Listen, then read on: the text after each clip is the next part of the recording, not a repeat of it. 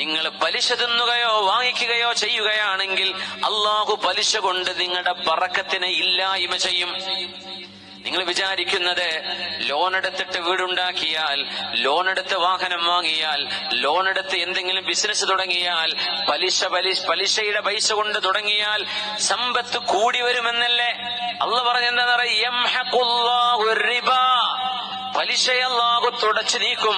നിങ്ങൾ വിചാരിക്കുന്ന ബറക്കത്തും അതിനാൽ അല്ലാഹു തുടച്ചു നീക്കും. നിങ്ങൾക്ക് ബറക്കത്തുണ്ടാവില്ല, ഒരിക്കലും ഉണ്ടാവില്ല. ഒരാൾക്കും അല്ലാഹു അരുതെന്ന് പറഞ്ഞതുകൊണ്ട് വിജയമുണ്ടാവുകയില്ല. അതുകൊണ്ട് പെങ്ങളെ, എന്റെ സഹോദരിമാരെ, പ്രത്യേകിച്ച് കയ്യിലുള്ള എന്തെങ്കിലും ഒരു സ്വർണ്ണത്തരിയുണ്ടെങ്കിൽ അതുപോലും ബാങ്കിൽ പണയപ്പെടുത്തി പലിശക്ക് പൈസ എടുത്ത് കാര്യങ്ങൾ ചെയ്യുന്നത് ഒരു വിഷയമേ അല്ലാതെ വിചാരിക്കുന്നവർ, അതൊരു വിഷയമേ അല്ലാതെ എടുത്തു കഴിഞ്ഞാൽ വീണ്ടും കൊണ്ടുപോയി വെക്കും. ഇതൊരു അത്യാവശ്യത്തിനാണെങ്കിൽ അല്ലാഹു